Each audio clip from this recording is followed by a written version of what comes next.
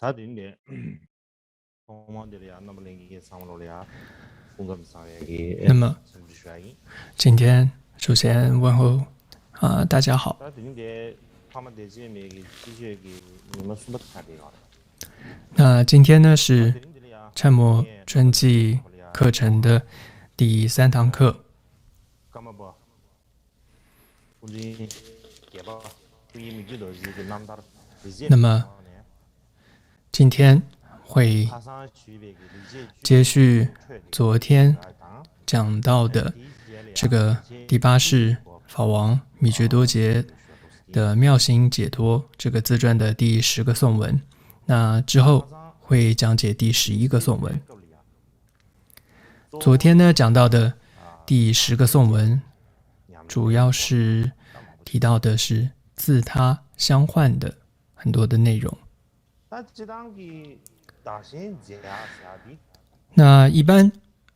当我们说到自他相换这个法，很多人可能会觉得除非是修持这个大乘法的人才需要修，要不然就是觉得这个法听起来好像和我们的生活没有什么关系。的确很多人可能会有这样的感觉，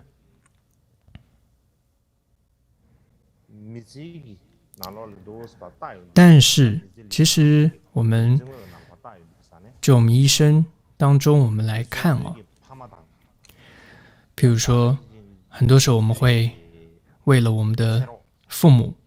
或者我们的伴侣或者为了我们的孩子，总之我们会为了我们的所爱的这些在乎的或者喜欢的人，为了他们，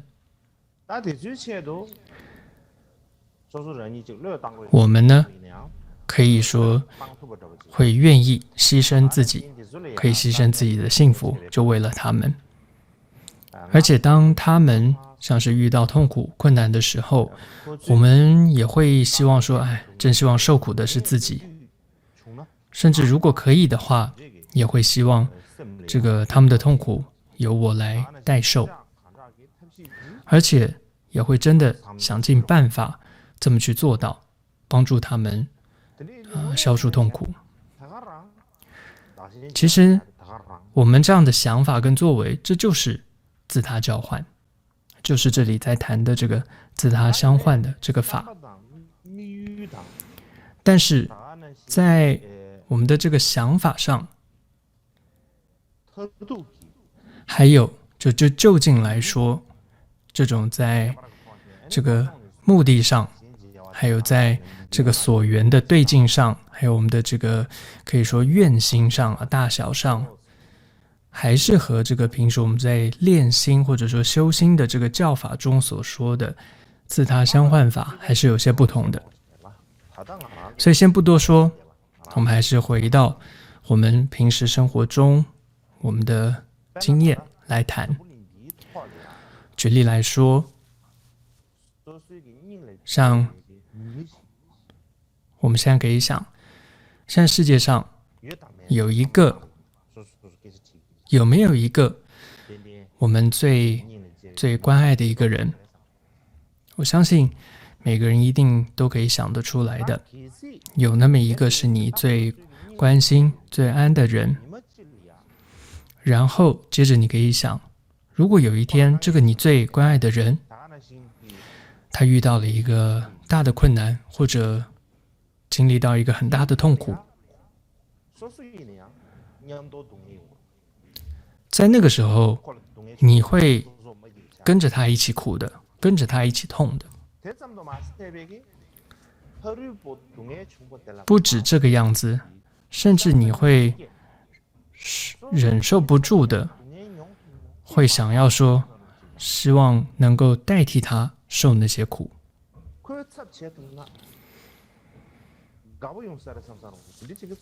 甚至你会能够代替他受那些苦，你而因此感到高兴，等等，这些你心里中的这种感觉这种感受相信我们都有过。都一定有经验过。就算你现在没有过，以后也一定会有的。总之，现在谈的这个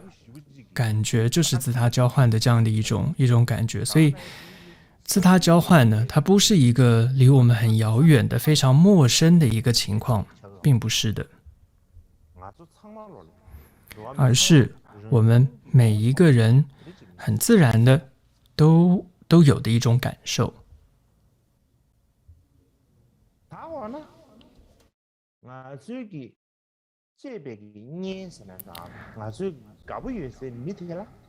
那么，我们对于我们所关心的、关爱的人的这种自他交换，我们可以很容易的就做到。但是和练心或者说修心这样的教法当中的自他交换，有的时候却不太容易做到。那所以这两者到底有哪里不同？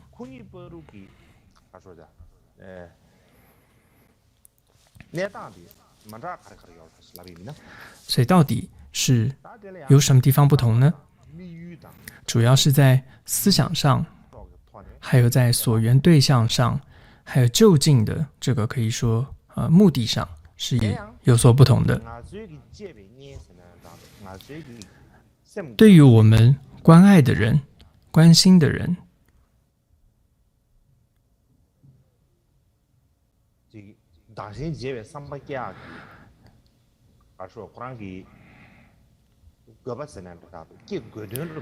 我们的想要自他交换的目的是什么？只是希望说这个人，你关心的这一个人，他能够得到快乐。所以只要为了他能够得到快乐，你什么都愿意做，你都能够这么去做。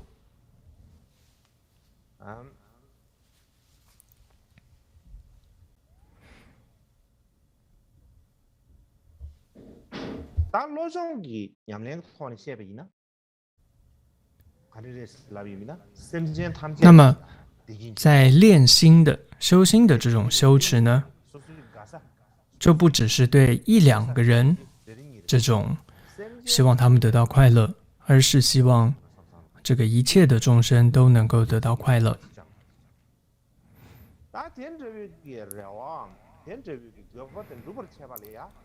那为了要达成这样的一种愿望，要能够实现这样的愿望，就要先从自己这个关爱的或者说关心的人开始，先从关心他们，能够对他们，就是对你关心的这些人做到自他交换开始，然后再慢慢的扩大到一切众生。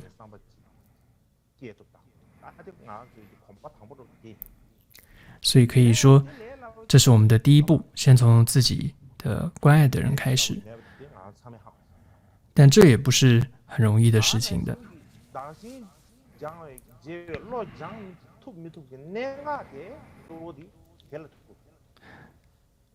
但是呢，真的能否做到这个自他交换的关键就在这里。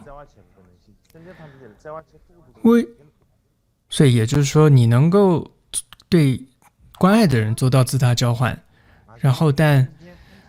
能不能对众生做到自他交换，它的这个关键点就在这里，有一个关键的。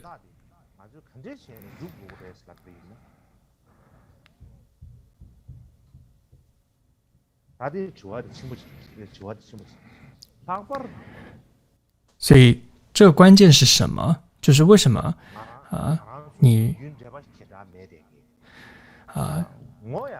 为什么你能够做到这个对众生做到自他交换？所以首先我们要想一下，对于平时呢比较陌生、不太认识的人，甚至不喜欢，还有让你甚至是要说你不喜欢，让你这个讨厌、很厌恶、很仇恨的人，你可以想想，当你见到这些人痛苦的时候，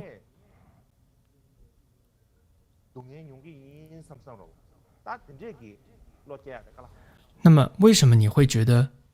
很难升起希望这个自他交换，或者说要代替他们受苦的心呢？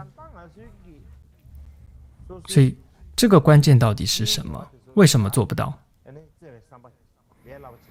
所以这是我们对于关心的人可以做到，对于这些陌生人或者说不喜欢的人做不到。所以对于陌生人我们做不到，甚至更糟糕的是对于不喜欢的、对于厌恶的人、对于仇恨的人是更做不到，甚至一刹那的感受都没有。所以到底造成这样的差别的原因是什么呢？所以原因可能很多，但是最主要的一个原因是什么呢？就是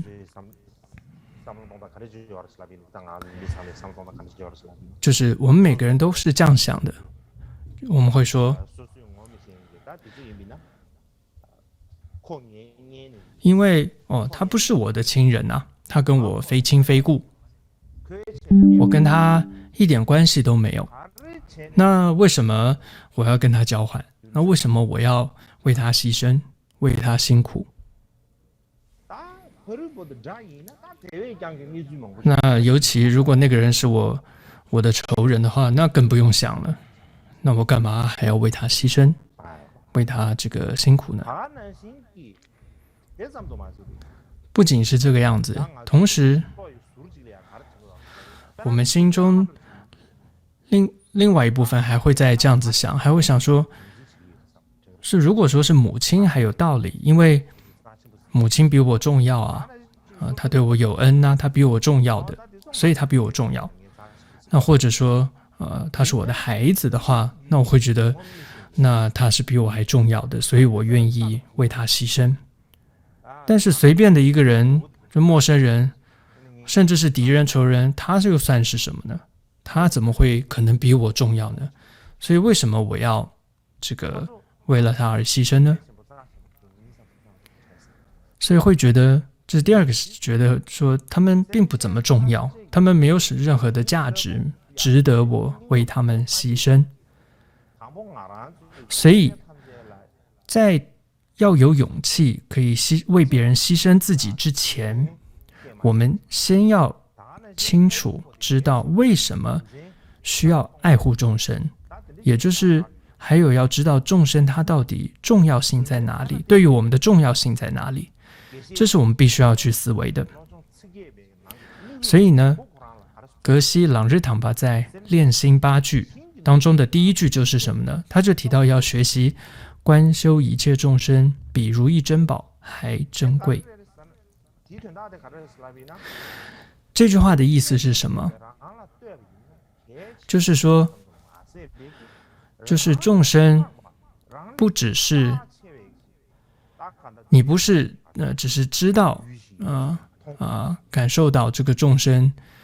对于自己的重要性，而且还要真的感受到众生比自己还要珍贵。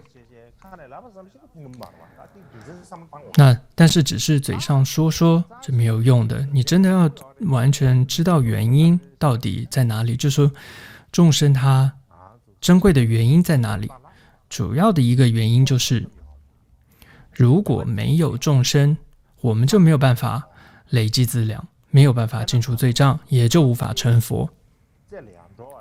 这就像是如果你想要走上楼，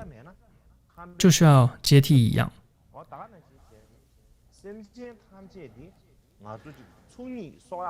所以同样，众生呢，其实就是我们累积资粮的这个泉源，所以是非常非常重要的。众生是非常非常珍贵的。那么依靠众生累积资粮的方法非常非常的多，其中最特别的一个方法是什么呢？就是这个自他交换。这里举个例子来说，就像是平常我们都需要这个工作赚钱为生嘛，就像是这样子。我们说累积资粮哦，就像是工作赚钱来做比喻。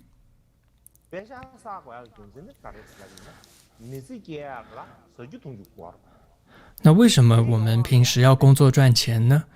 就是因为生活当中有很多的这个各种开销嘛，所以你必须要支付这些生活的开销，所以要努力工作，不然没有钱的话，你生活不下去的，哪里也去不了。所以每个人都要赚钱，换句话说，其实每个人也都喜欢钱的。其实因为真的没有钱，这个生活是过不去的。就像是这是比喻哦，就像这是世间的一个比喻哦，就像是比喻。同样的哦，如果想要过上一个很美好的修行生活的话，如果没有这个丰富的顺缘，或者说这种充分良好的生活条件的话，想要好好修行生活也是不容易的。那想要具备圆满的修行顺缘，那怎么办呢？就需要累积资粮。所以如果缺少了资粮，没有这种福德的这个靠山的话，你是很难得到暇满人生，也很难遇到好的上师。所以累积资粮和赚钱其实是一样的概念。那如果说平常我们是怎么赚钱的呢？那这我们不用说太多，大家也都看到。那一种可能是大家都各行各业嘛，可能是上班呀、经商啊、做生意啊等等。但总之本质上啊，就都是一种这种可以说是一种一种买卖，一种生意，一种交换吧。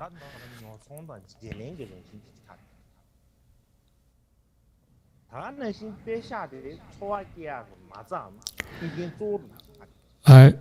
这时候金钱的角色是什么？就是维持这个生活的这个可以说本钱。所以修行的时候的本钱又是什么呢？就是福德和智慧这两个资粮，这就是修行的本钱。那我们这么重要的话，那要如何累积这个资粮呢？如何累积这个福德呢？那就是要和一切众生去做买卖了。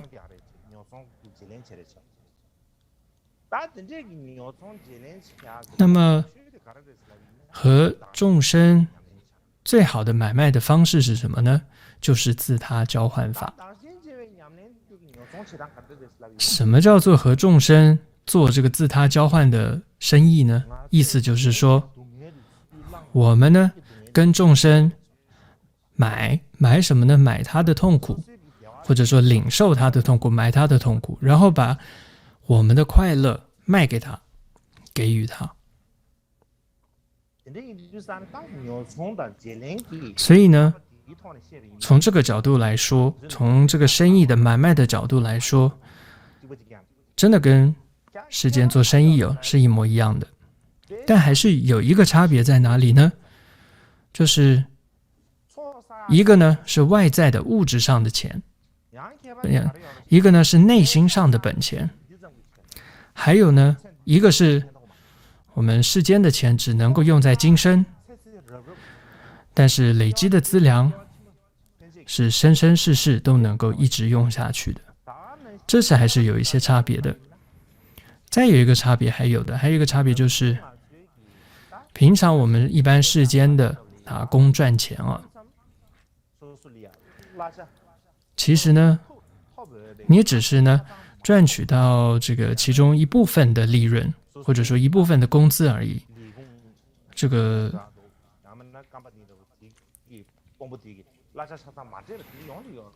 所以你不会得到的是全部的。当然，尤其世间的任何的生意还会面对失败啊、倒闭啊，还有可能这个货币这个贬值啊，或者遇到了这种经济不景气，这种总之呢，经商生意也是世间买卖有很多风险的。但是呢，这种内心的修行的这种买卖，也就是自他相换的修持的而得到的这种福德呢，这可是自己全拿的，你不需要跟别人分这个利润的。而且呢，这个福德呢，你也不会突然变少或者完全消失。原因为什么这么说呢？因为因果它是真实不虚的。所以从这些角度来看累积福德的这门生意可是比这个世间赚钱稳当多的这个生意了。而且另外来说呢，世间的生意是这个有人赚钱就有人赔钱。就像你看世界上很多有钱的人，为什么那么有钱？那钱哪来的？就是从其他人的身上的钱来的嘛。但是呢，累积福德你就不需要有这样的担心，是不是让其他人没有福德了？是不会的。因为呢，你有太多机会，不只是这个世界，3000大千世界里面，你都可以累积资粮。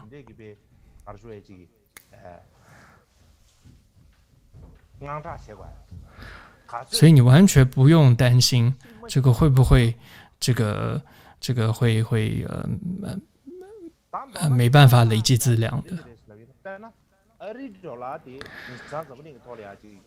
另外一个比喻来说，就像现在呢，美金是世界通用的这个货币嘛。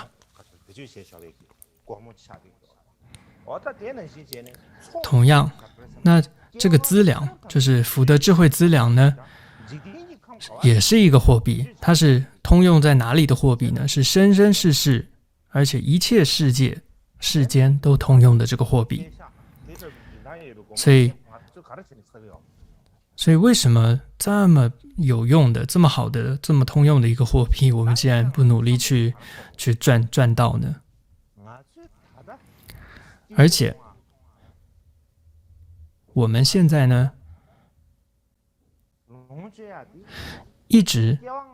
而且我们现在一直呢，还在不停的这个花着过去生积蓄下来的这些福德的这些财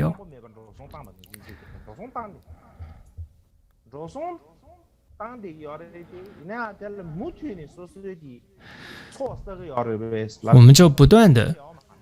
可以说一直出然后一直出不进。所以如果再不这个开源节流的话，很快这个福报就会这个用完的。所以呢，我们各位现在手上呢还剩那么一点福报的时候，就要赶快想办法去让这个钱变多，这个福报变多。不然最后呢，不要到了破产了才要想办法再站起来那到时候站不站起来就不知道了。所以现在赶快去做这个投资吧，就是现在赶快去做投资吧，用钱滚钱，用福滚福去吧，就是赶快去累积资粮吧。所以这里就讲到了这个投资 investment， 可能很多人听了精神来喽，有兴趣了。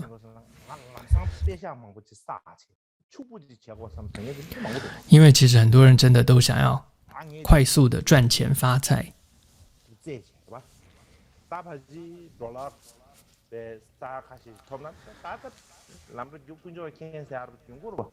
譬如说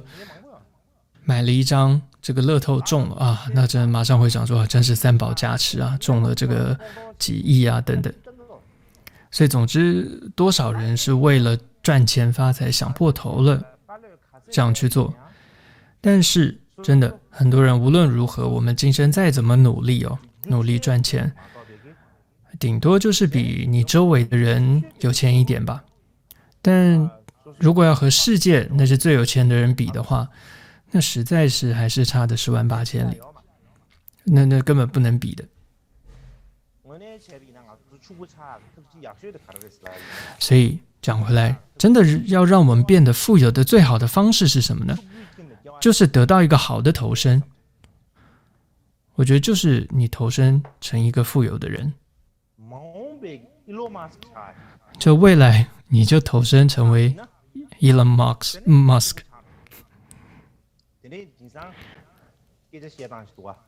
就用现在的话来说，这个投胎其实也是一个这种技术性的工作，一个技术活。所以意思就是说，要有一个好的投身，你是要有技术的。技术就只有一个，那是什么呢？就是累积资粮。所以只要掌握了这个最高技术，你什么都能实现的。所以在这个广包的世界里面，你只要掌握了、懂得了这个累积资粮的这样的技术，就能实现一切。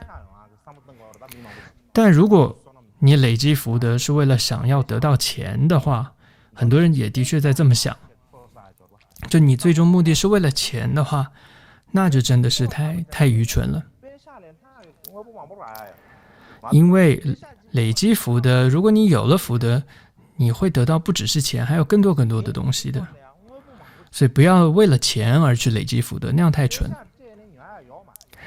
而且你要知道，钱根本不是什么，也不是万能的，因为世界上很多东西不是有钱买得到的，甚至钱本身也是因为有福才能够得到的。所以对于人类来说，当然谈到钱就觉得钱很重要，但是其实从整个世界来看，钱是没有什么价值的。但是我们去看福德这个资粮的力量，它可是遍及虚空和法界的，它能够带来无量的、无法衡量的力量和快乐。这个福德资粮，或者说这个资粮的力量，它能够帮助我们消除一切的困难，达成一切的心愿，没有比这更殊胜的了。是这么殊胜的这个资粮，为什么我们现在不去积聚呢？不去努力累积呢？当然我们现在可能还并没有完全搞清楚到底累积资粮有多么有利益，但也请记得绝对不要轻忽这个累积福德的重要性。因为如果你稍微一轻忽或怠慢的话，你很容易就变得一无所有。所以讲了这么多，总结来说就是我们现在就算没有办法真的做到自他交换，但还是试着要观想，心中这样去想，观想去做到。因为就算你只是这么去想着，你自他交换都能够累积很大的福报。当然不是说你就坐下随便在那边胡思乱想，不是的。所以当然不用说，当你在做心中这样做观想自他交换的时候，当然是要发自内心的带着清净的心去观想的。而且我们在累积资粮时观想的时候，你的这个所观想的众生，它也没有特别的，你是没有分别的，不分贫富贵贱，你没有分人或者是动物这样的分别，没有的。所以换句话说，所有的众生它都可以帮助你观想，然后帮助你累积资粮的。所以平时你看到的任何一个生命、任何一个众生，你听到的任何一个众生，你都要想，他都是我的施主，他帮助我累积资粮。你要想，他都是我的这个福德的这个宝藏，福德的来源。甚至你要想，他们都是我的银行。所以当你每遇到一个众生，你都要把握机会去累积资粮。所以这个大概就是自他交换，透过自他交换，然后来累积资粮的这样的内容。好，我们这里就休息一下，接下来就讲第11个颂文。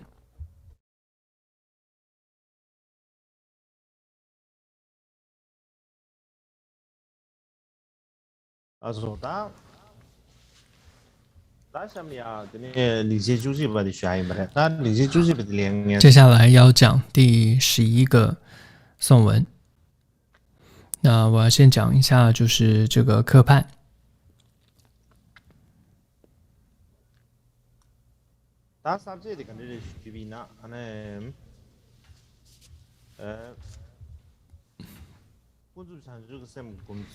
那么就是讲到了观修世俗菩提心，有分2个部分，就是座上观自他交换，还有座下转恶缘为道用。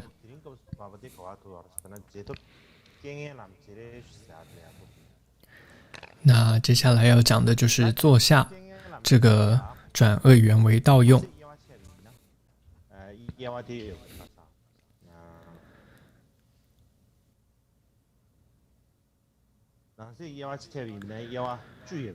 那在这里转恶缘为道用的部分有10个。那么第一个是转耗尽物资为道用，再来是转受用为道用，然后是转言语为道用，转名声为道用，转透用痛苦为道用，然后再来转清净心之利乐为道用，然后再来转清净心之转清净行为道用，然后转心酸为道用，转嗔为道用，再来转贪为道用。那我们今天要讲的是转耗尽物资为道用。那这个颂文就是：虽无执奉献有情，尚有恶众加害时，自存能消己恶报，故而如贫者获宝，心生欢喜，此为我妙行之一。那这是33个妙行当中的第11个。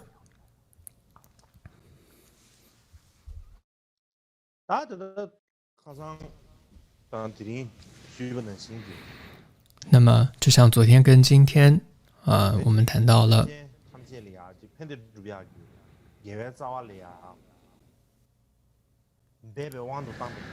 那么当我们在努力去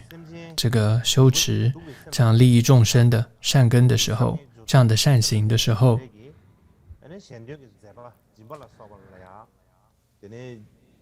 那么总是会有恶心的这样子的众生会想要障碍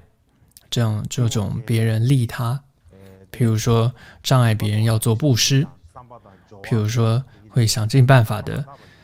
让这个布施的这个基础还有想法和行为等等变得不清净，甚至呢这些恶心的众生可能会说，这个布施持戒这个没办法让你成佛的，根本这不是大乘法。总之呢，他们会说，他们对于这些一切能够帮助我们其实解脱帮助我们解脱轮涅二边的这一切波罗蜜的修持，他们都会制造障碍。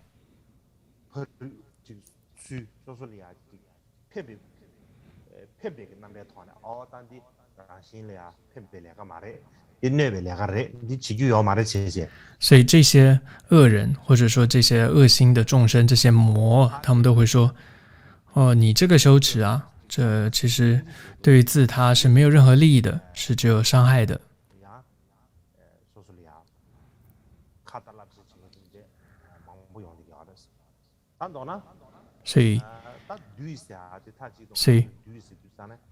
所以这里我们说称他们叫魔，他们并不就是好像头上有长角很恐怖的，有獠牙这样子的叫做魔，并不一定。其实就是我们在修行的过程中制造障碍的，所以有的时候是人，但有时候是非人。总之，这些制造障碍的，我们都称之为魔。所以，总之他们会想要制造障碍，转变我们修行的心啊，伺机破坏我们的修持。所以在这种时候，我们就更要提高警觉，然后对于这些好像在像是要把我们这个好像是要在指导我们的人，但其实是把我们引入这种引入这种歧途的人，我们要特别的小心。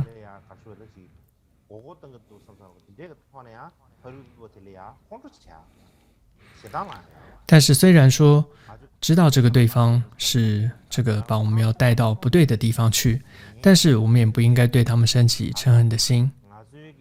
我们心中要想，哎呀，他呢其实也是受到他无始以来这种恶业习气的影响，这种果报，所以才想要障碍我们。因为他知道我们现在正在努力的修持，正很快速的迈向这种菩提的果位，所以他就想要来障碍我们。而且这时候我们还要再慈悲的想，如果我们现在嗔心，或者说如果我们现在真的让他们的这个障碍得逞了，让他们的计划得逞了，就是让他们的这个障碍成功了，那么未来他们有一天，如果他们也在步上这个菩提道上的时候，他也会遇到大的障碍。所以为了避免他未来这种为了让他的这个障碍能够得逞，计划能够得逞，所以自己要更有力的去克服这些障碍，然后更要精进的持续这种利他的行持，而且你要告诉你自己一定要战胜这些魔君。所以当你有这样的一种可以说坚定的毅力的时候，那么你不仅是自己能够持续修持下去，而且你也算是一件功德，因为你也帮助到对方，他的障碍没有得逞，他的计划没有得逞，你也帮助了他。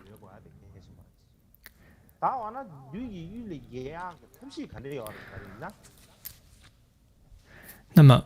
你要如何才能够战胜这个魔君呢？怎么能够战胜呢？最好的方法就是你在修行道上的，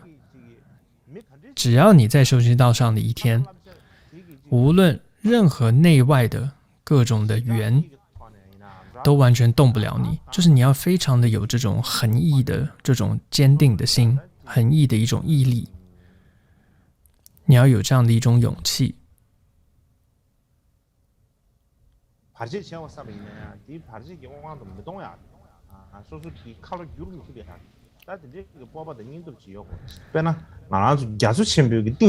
举例来说，你就要像是这个大海是一样的，大海深处是一样的，大海的深处它是完全不会动摇的，要像是这么的稳。修行你要有如此的稳哦，有这样子坚定的一种恒毅的这种修道之心，那么你才有可能真的战胜这种魔君，战胜所有的障碍。尤其我们说现在是这个末法时代，那么很多这种我们说利益众生的诸佛菩萨，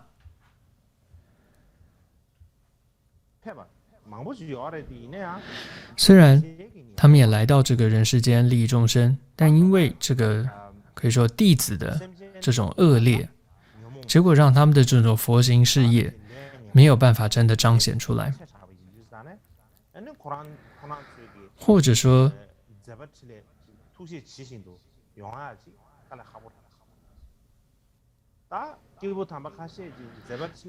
或者有一些这些菩萨的化身，像是一些大师们，他们虽然佛行事业广大，但是因为弟子们的这个恶业深重啊，结果致使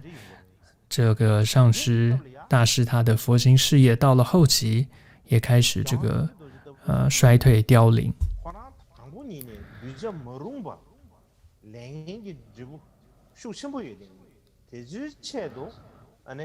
所以像是法王米觉多杰，他就在这样的一个时刻，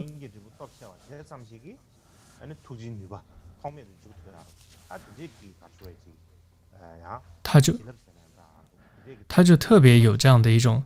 大的一种力量啊，能够可以慈悲的对峙，或者说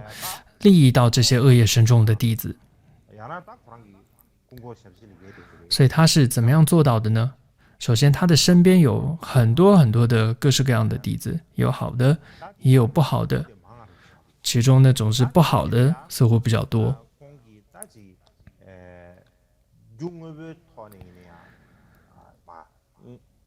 那他自己也总是呢常常透过这种所谓的财施哦，然后就是如果他周围的人需要这个叫生活上钱财上需要帮助，他就会以财力上布施给他们，或者有些需要是无畏施，就是可能需要帮助，那么他就会以无畏施的方式去救护他们。所以他总是不停的这样子给予他们他的弟子们周围的人们很多很多的财施跟无畏施。但是呢他周围的人这个因为多生多世，可以说这种偷窃抢夺或者说破坏东西的这种恶业习气的果报吧，他们完全呢不觉得这些物品是上师三宝的物品，所以完全不懂得这个珍惜哦。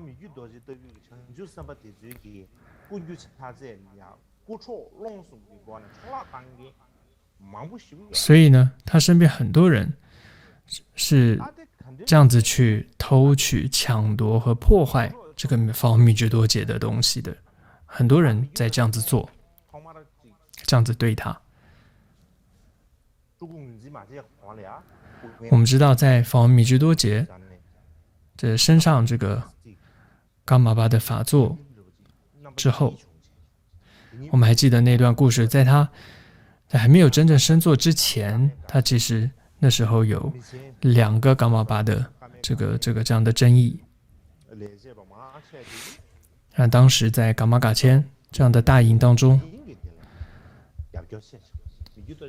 大部分其实大营当中的人并不支持法王米觉多杰，是支持另外一个这个伽玛巴的。但总之呢，他终于这个升上了伽玛巴的法座之后，那当时是这个中国明朝的时候，那当时的明朝的这个皇帝呢是对伽玛巴非常的有信心的，所以当时呢他也供养了法王伽玛巴各式各样的这些珍宝。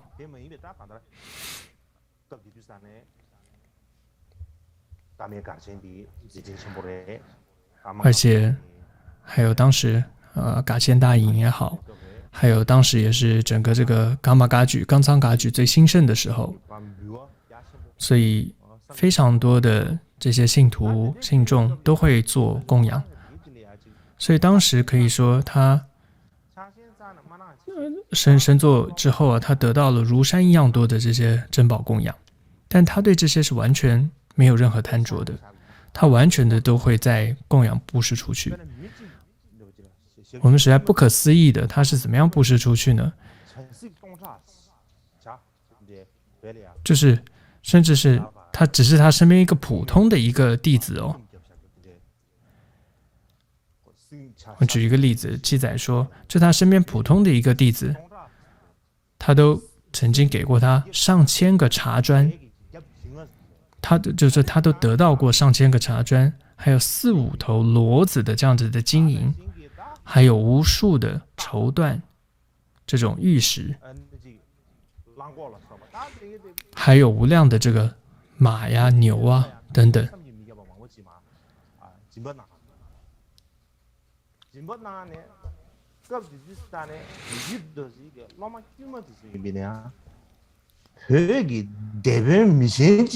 所以可以说，他身边的普通的弟子都可以得到这么多的这样东西。所以普通的一个人可以说都得到了像是如同大官才可能拥有的享有的财富。虽然呢，法王这么样的照顾跟对待他周围的人，但他从来没有对他们说过说哦，这是我布施给你们的这样的话，他从来没有，他从来不会这样说。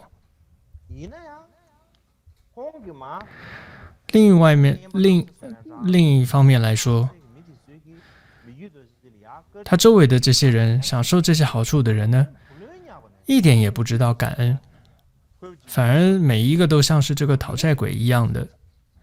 好像都是法王欠他的一样，这个所求无度，而且呢，贪得无厌。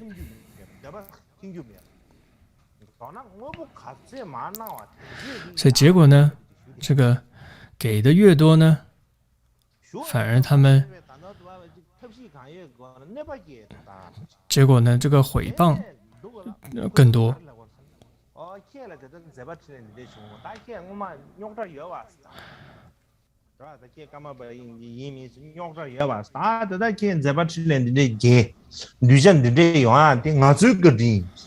甚至所以那些人甚至说：“你啊，法王，现在你看你现在佛身界这么广大，以前你看看你那么惨，现在你了不起了，佛身界广大这么多弟子，还不是因为我们的恩德？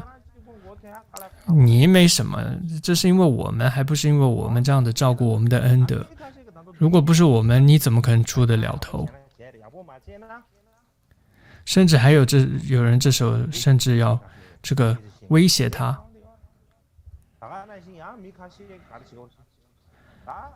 甚至还有人就说会这个不让招僧，这是什么意思呢？就是说过去寺院的僧众呢，大部分就是会有点像，比如说都会不同的地区会说好，这个地区要招300个僧人，另外一个地区200个僧人等等，那个地区就要送出300个僧人。那这时候就有人威胁说，这个如果你再不给我们好处的话，我就不给你僧人这样子。总之这些人真的是完全不知恩德的。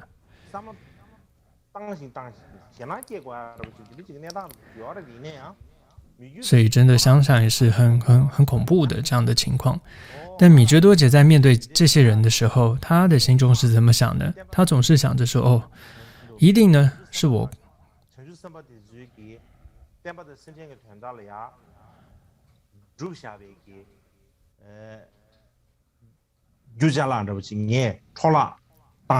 一定啊是我过去呢破坏过这些菩萨们，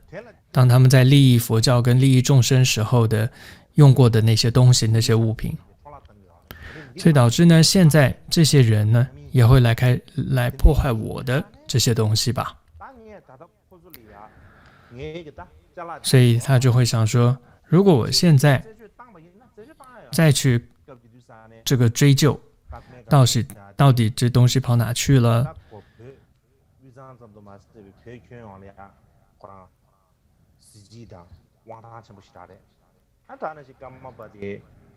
所以其实那时候他的法王高米居多杰，他的可以说在释法出世间法，他的权力是很大的，不只是在卫赞，在整个藏地力量是很大的。他其实如果要追究责任的话，要这个责罚谁的话是有能力的，但是他觉得说我现在去追究没有什么好处，所以还不如说就放着吧，不去管是更好的。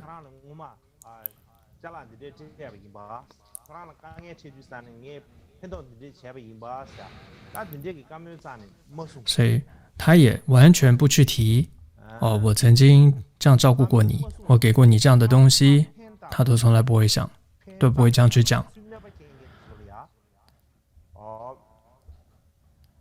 所以他想都不会这么去想，就是他完全不跟他们计较，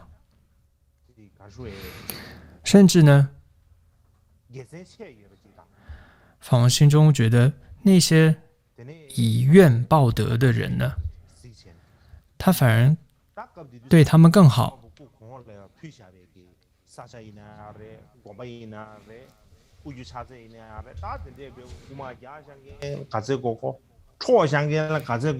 会认为说他们是成为善果的这样一个宝藏啊等等。还有他对于很多那些偷窃和破坏这些供养给历代噶玛巴这些土地啊财物的这些人，反而对于这些可以说这些恶人坏人的过错，他总是既往不咎，还是跟往常一样慈悲的对待他们，还是很轻松的会跟他们交谈等等。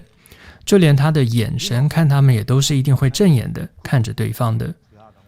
尤其是在公众的场合，当他又碰到这些所谓的恶人的时候，他也绝对不会在公众场合去揭露他们的可以说疮疤或者说丑事，是不会的。为什么呢？因为法王心中总是想，这些人的过错只有一个，为什么会犯这些过错？就是因为他们没有调伏自心，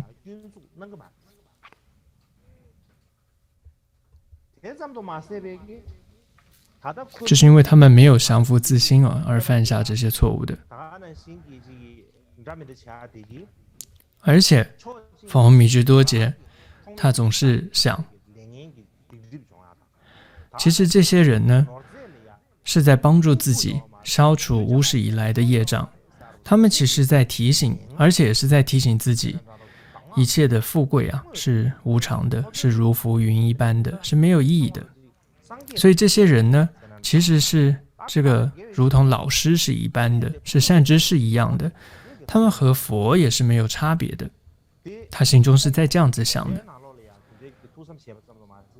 他不只是心中这样想，甚至记载里面说，他甚至亲口这样说过。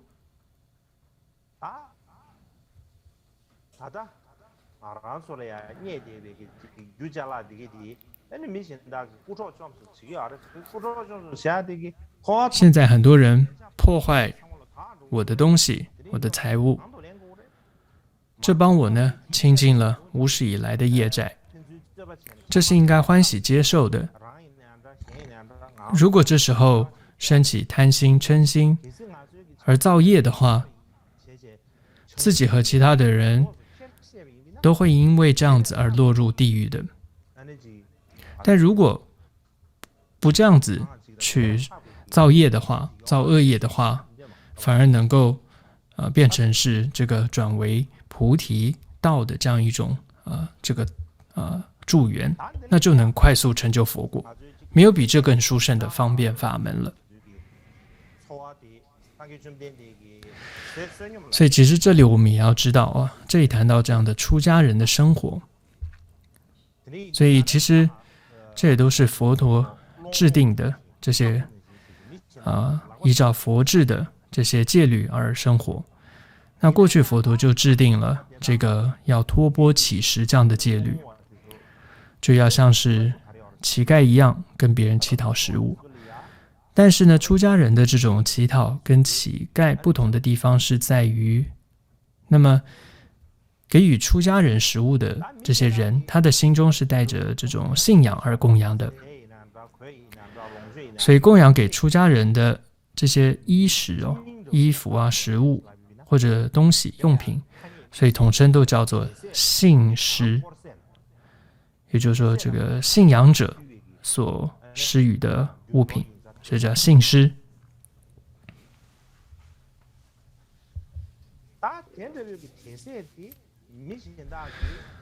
那么这样子的信施，这样子的这些东西，由于是这些人他们可以说自己努力获得的东西，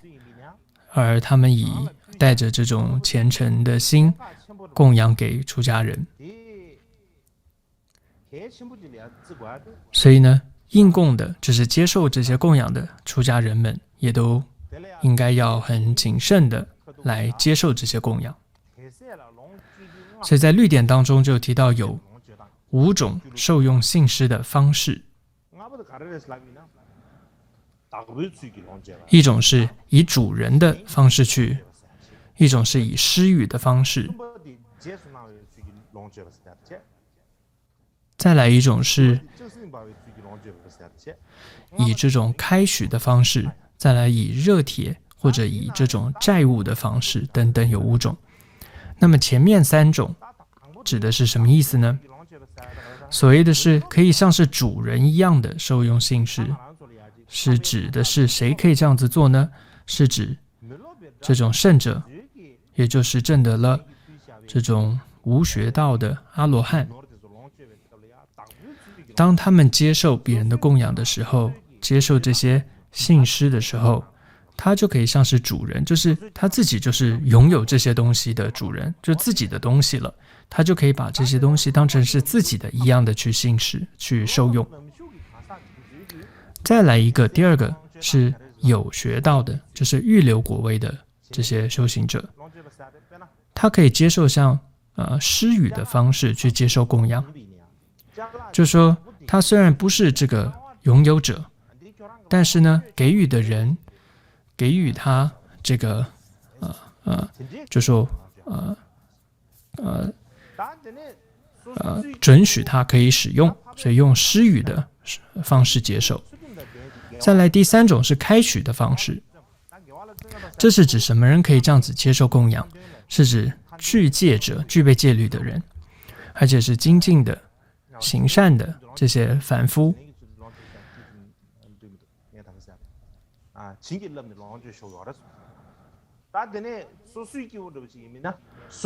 对不起，刚刚第2个有学道预流学者，不是说刚刚说这种施予它叫做施予，但并不是说我可以开许给你，给予你，准许你使用，那个是应该第3种。刚刚是加持过之后可以使用的意思，这是第2种就是说加持有学的预流果位者，他加持过之后，他就可以受用。第3种是供养者，他开许你可以使用，那这种人是指具戒者、精进行善的凡夫，他精进于修定、课诵的这样的人，他得到了布施供养的开许之后就可以接受，大概这3种。那再来这里提到一个故事就是有一次有一位叫己孤独长者，是佛陀时代的一个很富有的一个人，他呢是住在这个舍卫城。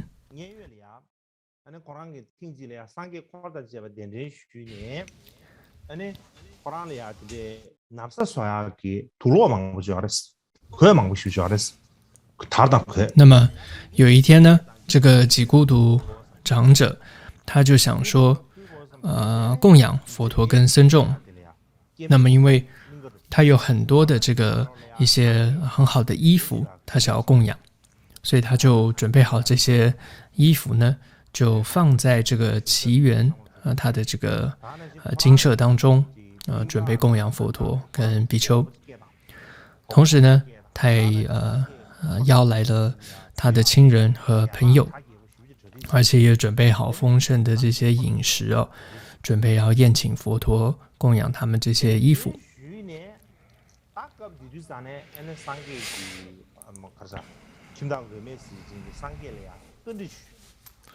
那么当时己孤独长者就请问了佛陀，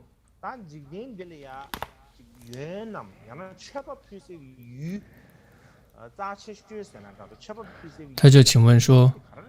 这个世间上最好的受供的对象是谁？佛陀就说，最好的受供的对象就是僧众。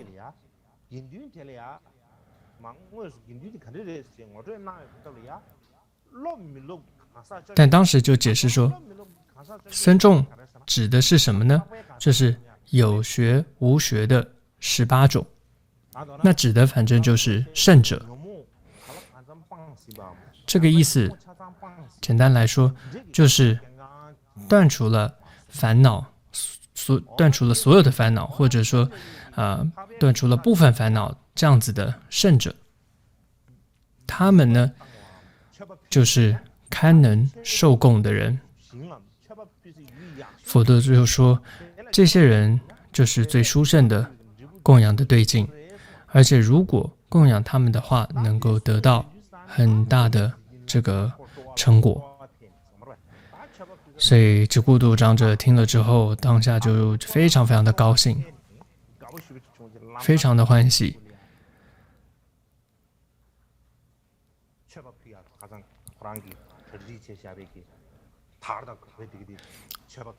所以他马上就马上就对那些前面的比丘们说：“哦，那就是你们了，你们就是堪能布施的对象，供养的对象，你们就是值得堪能合掌、堪能礼敬的对象，你们真是这个无上的福田境。”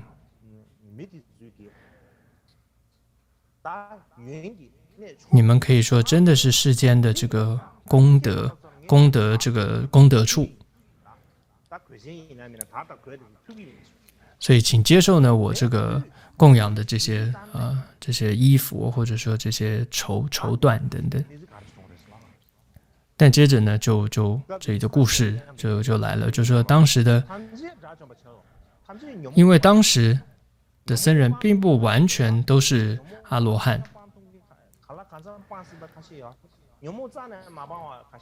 有一些呢是完全断除了烦恼的阿罗汉，有些是只断除了一些，有些甚至没有断除烦恼。所以当时有的僧人就说，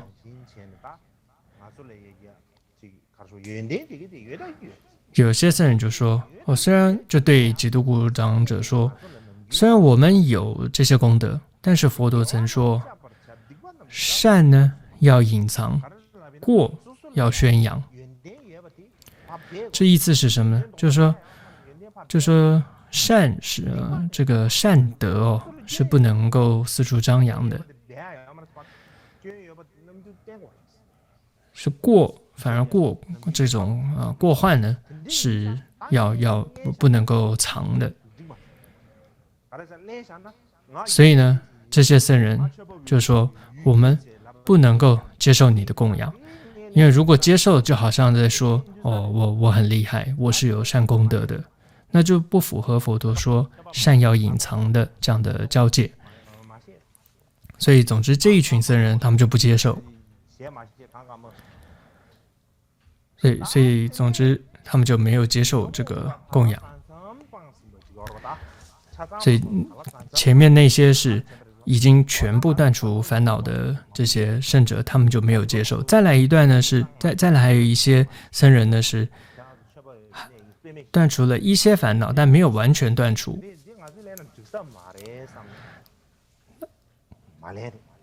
那他们也说我们还没有完全断除烦恼，所以他们也没有受供。再来还有一些僧人就心中想说，我自己是凡夫，根本完全没有断除烦恼，怎么可以接受这个供养呢？所以他们也没有领受，所以到最后一个比丘都没有接受这个供养。所以这个几孤独长者呢就非常非常伤心，他就觉得说这些比丘们呢，对我就好像把他们的钵倒过来放一样，意思就是说他们完全不接受我的供养，就很难过，就说我真是没有福报可以供养他们。他难过到这个脸整个脸都变白的了，脸色都发白了。所以当时佛也在，佛就问了阿难说，就是僧众就几孤独长者要前去供养嘛，怎么那些僧众都不接受呢？当然，佛陀都是遍知的，都知道的嘛。但是，虽然他知道，但是可能其他人不知道嘛，所以他还是得装个样子要问吧。所以他就问了阿难说：“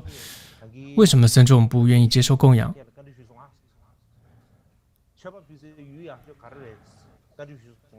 所以阿难就去问清楚，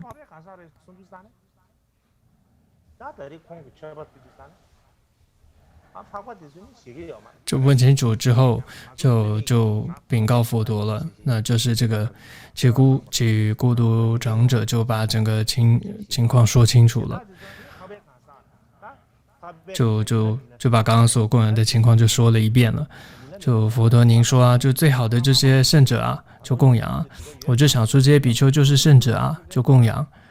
但是呢，结果这三类的这僧人呢，一个说自己就全部烦恼都断除了，但也不接受；一个是断了一些烦恼也不接受，说是凡夫的也不接受，等等等等。所以阿难就报告清楚之后，佛陀就说好，把在舍卫城的所有僧众都叫过来。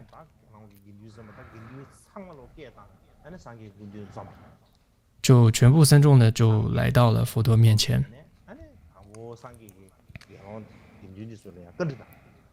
所以佛陀这时候就问每一个僧人：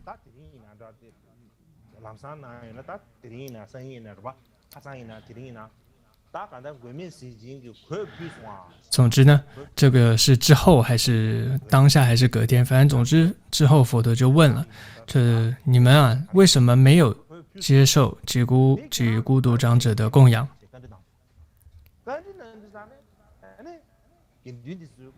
结果呢，僧众们都说不出话，都回答不出来。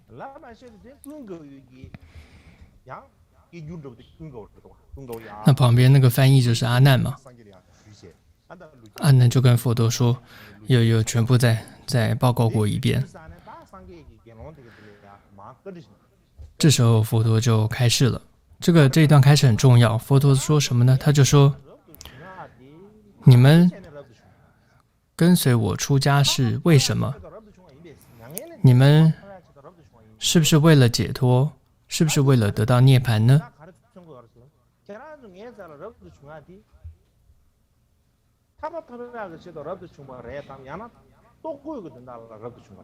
换句话说，为什么这么问啊？佛陀的意思就是说，你们来这里，你们来我这里出家，是为了解脱涅槃，还是为了要得到衣食？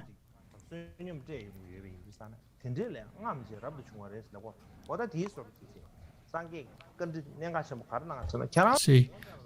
因为有些弟子是为了这样子而来的嘛，所以他首先问到他们：你们来我这里出家是目的是为了要得到解脱涅槃的嘛？他们就回答说：是的，我们是为了得到解脱涅槃而来的。佛陀说：那好，如果是这样的话，那么就算你们穿着再华丽的衣服，再名贵的衣服，吃着再好的食物，住的再好的这个房子，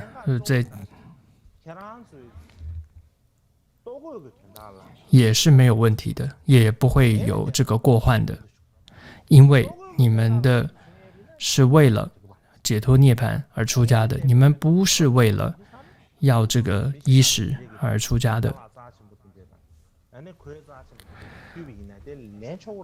所以因此你们是具戒者，所以如果你们接受这样子别人的你们就可以接受别人的供养的话，别人也能够累积很大的福德。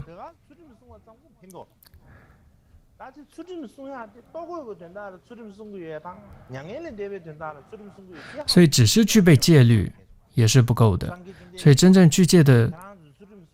戒律清净，就是具备戒律的动机也是很重要的。所以这一段佛陀问他们这个问题很重要的。所以你持戒的动机是什么？你是为了得到涅槃，还是为了衣食而持戒而出家呢？所以总之这里说，如果你是清净的具戒者，就是真的要解脱要涅槃而这个带着这样的目的的出家的话，那么你是可以接受这样的供养的，你就可以开始可以接受这些信施的。那么而且呢你也因为应供而能够令这些供养的人得到很大的福德。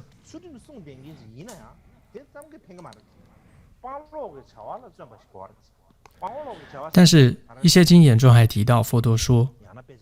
如果只是具戒者，但是没有精进于断正的修持，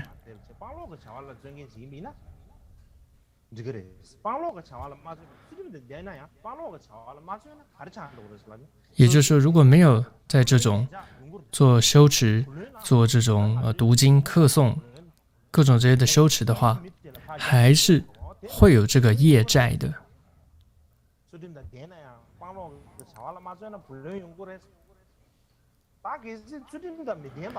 并且接着说，如果是一个不具戒者，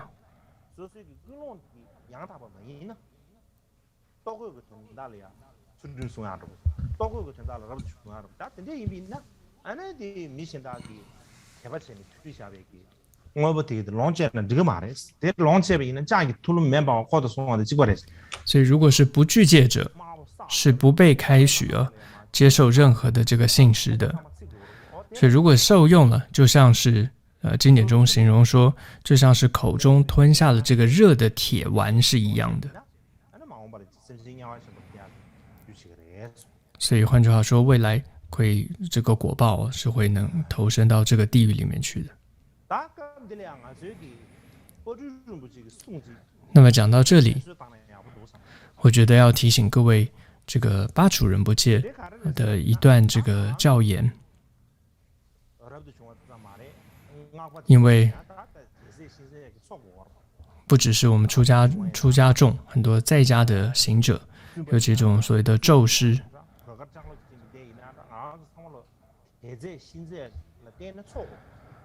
我们都需要透过所谓的信施，或者很多这些所谓的王者的这些财物而过活。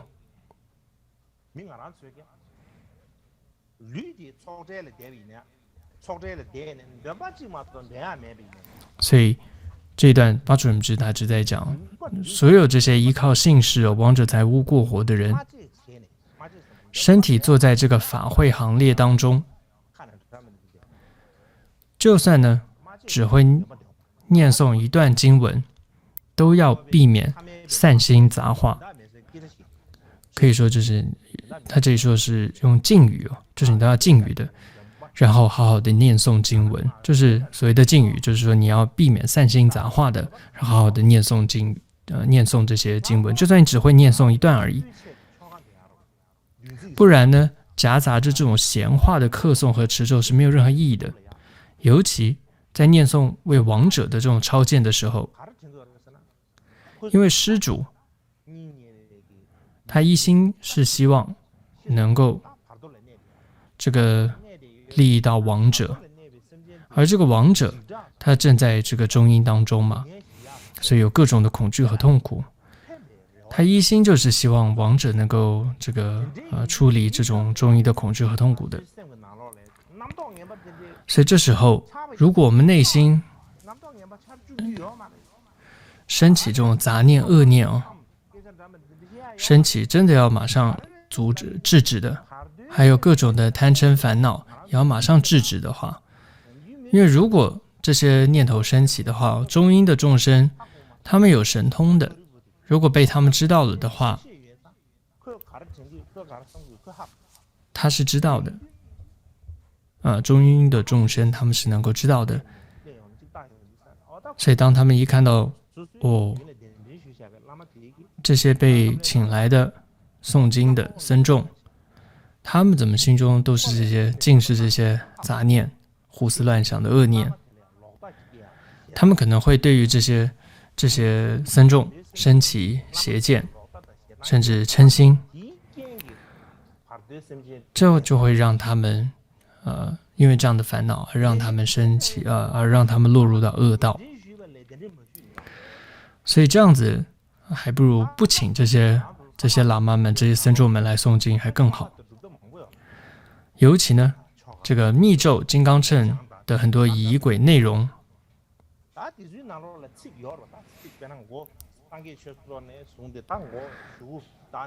譬如说从开始的这个皈依、发心等等，这些内容都是在提醒这个行者修行的一些文字，或者说提醒行者观修这些深远二次第的这些文字。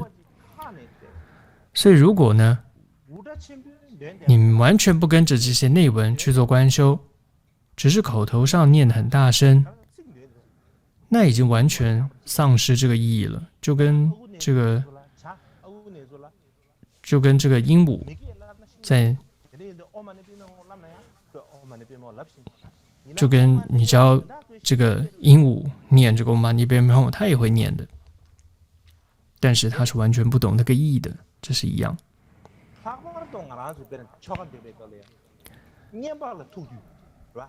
尤其我们在这个，尤其到了持诵咒语的时候，很多时候整个身体就变得跟尸体一样，软绵绵的，然后是坐都坐不直了。持咒语一直持嘛，然后呢东张西望的，然后呢耳朵也在到处乱听，然后甚至开始闲聊了。这个你那个脸书，它有一个什么更新的一个讯息啊，然后昨天那个电影怎么样啊，什么什么，但你手还是抓着那个念珠的，但是呢就开始随便在那边乱播，好像赶牛羊一样，在那边赶着播念珠。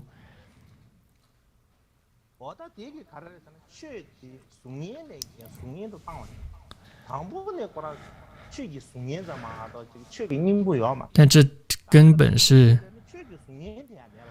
你本来已经是够假了，就是本来你都不会了嘛，但到现在你已经是比这个假还更假的一个状况了。这就像完全符合古代的一个谚语说，带着恶心念六字大明咒，还不如带着善心哼着这个小调来得好。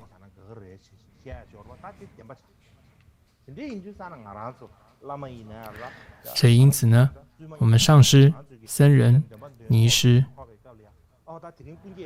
在这个修法的时候啊，法会上，不要总是想着今天拿到多少供养，他拿了多少，我拿了多少。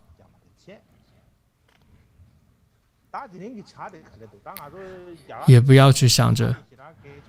这个茶，今天的茶怎么样。在这个印度好像不会这么管这个，在西藏这个可计较了。这个茶今天淡了点，浓了点，等等。也很计较那个饼子。这个饼子这个今天酸了点，哪天硬了点。不要总是想着这些东西，因为你又不是为了吃这个饼子而来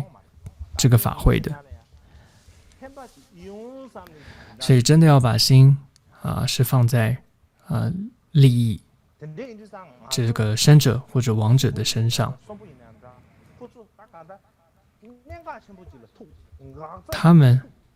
他们是真的就是因为遇到了问题，遇到了痛苦，遇到了这些困难，在他们最需要的时候，所以才会找上这个僧众我们来修法。所以这个时候他们是我们最需要专注的，这个把焦点放在他们身上的，因为他们把希望完全寄托在我们身上，完全皈依我们不应该让他们失望。如果这个欺骗了他们这个因果是饶不了你的。所以从内心深处要发起这个想要利益他们的慈心、悲心、菩提心，然后尽己所能的不散乱的观修深远二次第。如果你只会念诵六字大明咒，或者说35佛忏悔文，就带着一念真诚的利他的心去念。或者如果你觉得自己没有深圆这种修持的这种功德、修为的功德，很多时候你就会觉得有点自暴自弃，就算了，就很放逸、很懒散，这样也是不行的。你不应该这个样子。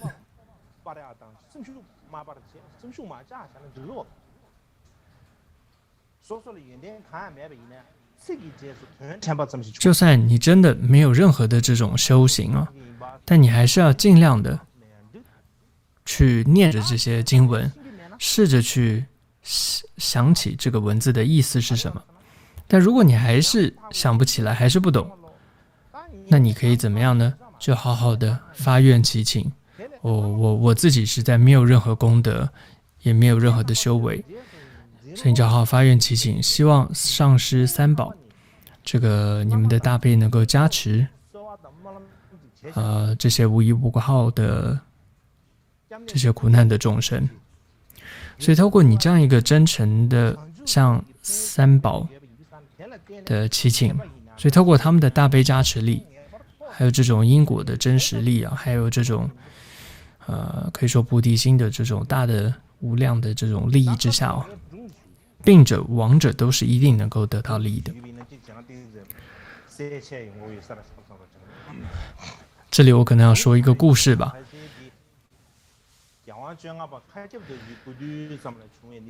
这个是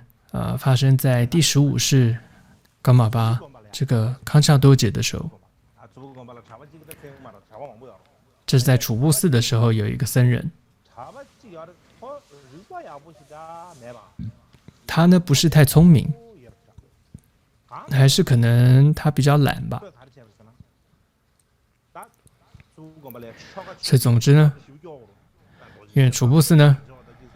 要背很多的，要背很多很多这些仪轨跟法行，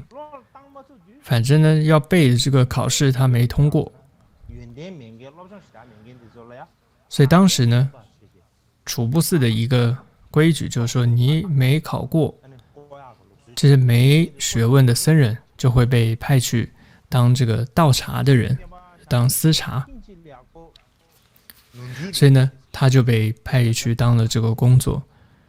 但有一次呢，他就犯了个错，他就害怕说被这个纠察师打。所以他有一个好朋友，另外一个僧人，他就总之就和他呢就一起，这个朋友就逃走了。他们也没有什么计划嘛，所以最后呢反正一路跑，最后呢跑到哪里呢？就跑到了这个阿里地区。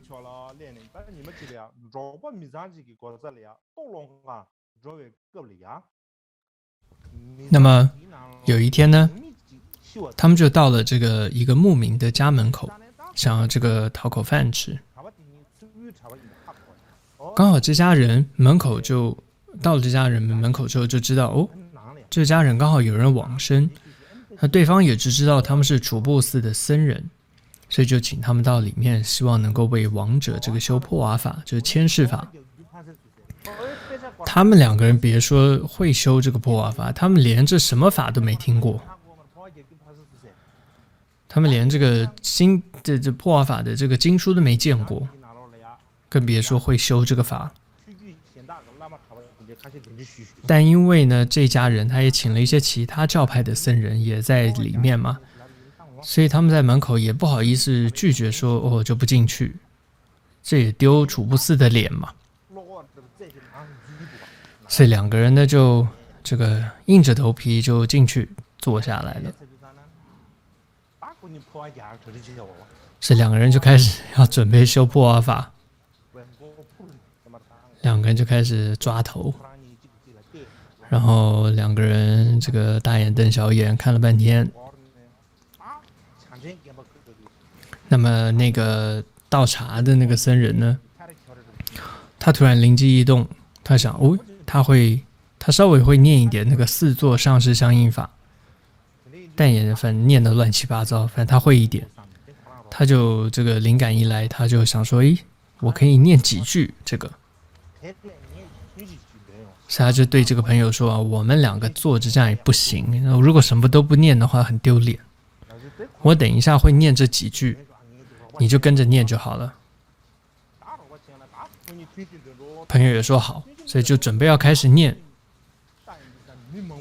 但是这样张口念的时候，全部的人都看着他们嘛，因为都期待很高嘛。楚布寺的耶，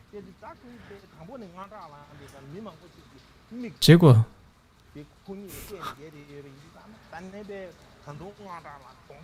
本来就已经很紧张了，这群人又那么的盯着他们看，他们更紧张了。结果呢，紧张到什么都说不出来，念不出来，怎么办呢？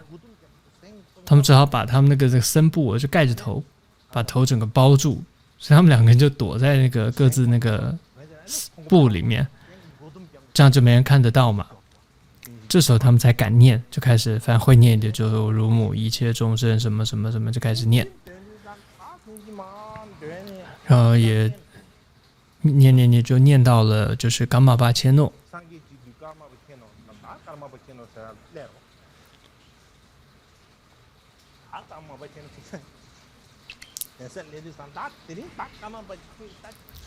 那这时候他们可虔诚了，他们想说啊，这时候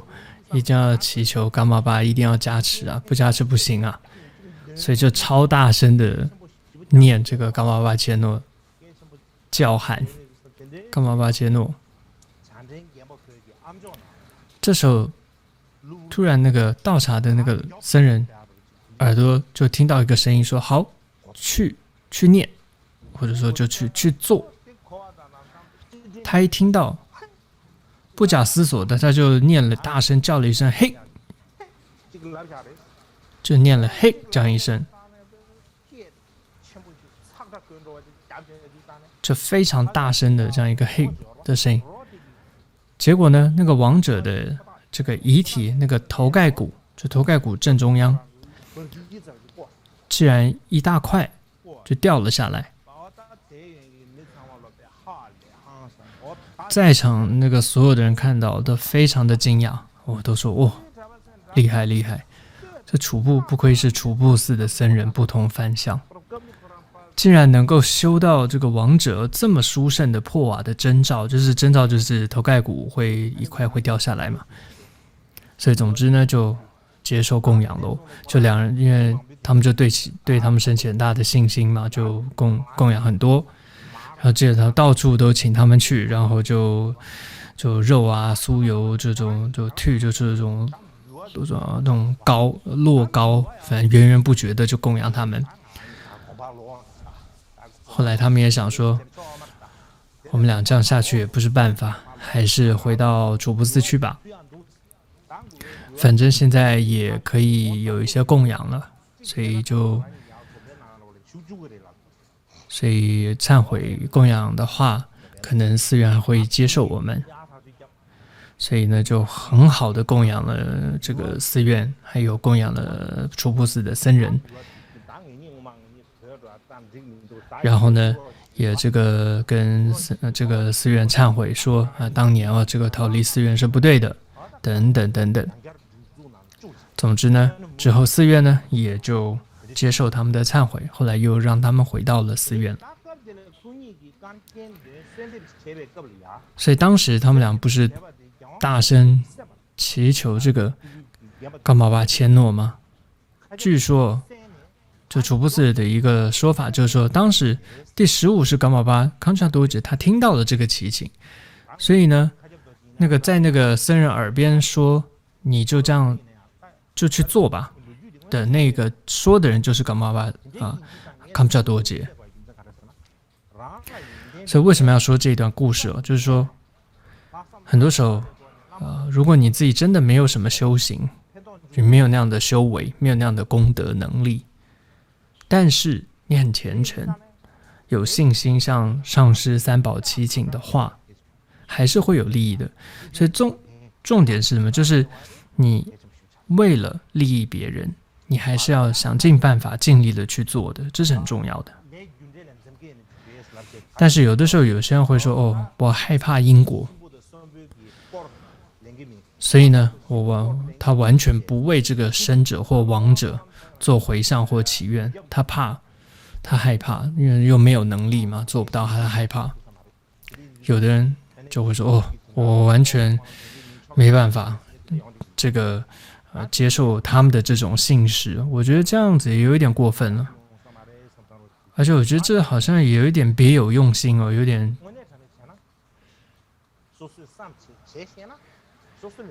点居心叵测的感觉，就是我做不到，让别人去做这种感觉。所以讲回来，重点是，就算自己真的能力不够，但是就算是自己不够，但是你要相信这个上师跟传承的祖师，或者说相信三宝的力量，所以祈求他们的这种加持，那么一定会有利益的。不然如果只是说自己能力不够，然后就不做的话，这也是有点过分了，这样是不行的。好，今天就讲到这里。好，就最后做回向。